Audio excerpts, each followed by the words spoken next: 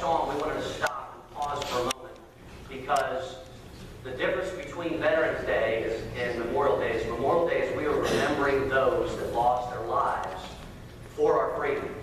And so, if you have anybody within your family, distant family, whatever it might be, if you know anybody that has lost a life on the battlefield or while they were in the military, just raise your hand right where you sit. Keep raising them up high. Okay?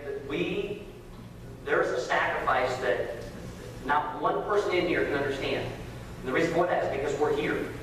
But there are people that have lost their lives throughout history and throughout our wonderful history as a country, so that we can have this freedom to worship the way that we worship.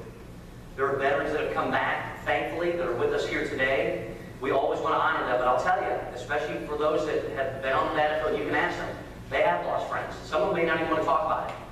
Someone's lost the guy that's standing right next to them, or sitting right next to them, or was in a helicopter with them, or was in a plane with them, whatever it might be.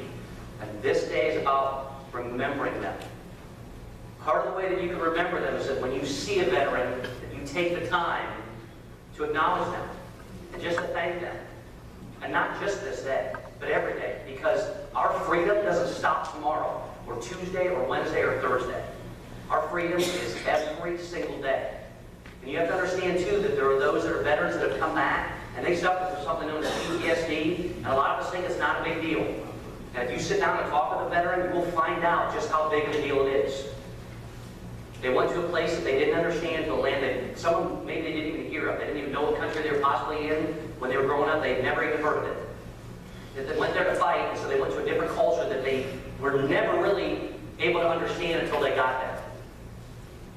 And then when they came back to this land that they fought for, and they were treated completely differently. And so they didn't fit in there, and they didn't fit in here, and every day they deal with the trauma of what they dealt with in a place that, once again, they hope they never have to be. And so we honor those that have gone before us, but part of the way that we honor them is to reach out to those that are still with us while remembering them as well. The youth in the back are going to start this next week, and they're going to have these little soldiers. You're going to be able to grab these soldiers. And on the bottom of each one of these, you can write a name. And it could be a veteran that is serving now. It could be a veteran that you know. It could be a family that has lost a loved one, and you can put their name on it. And it will remind you to pass down to our children these little soldiers to remind them that these are part of what we pray for every day. And so what might seem as a little play toy can actually be something that we can utilize to teach our children and to share with them about the freedoms we have and how blessed we truly are because of this land in which we live in. But it's because of those that gave all. Guys, this is what it's about being a believer. There was one that gave all, and he came back and he gave us everlasting life.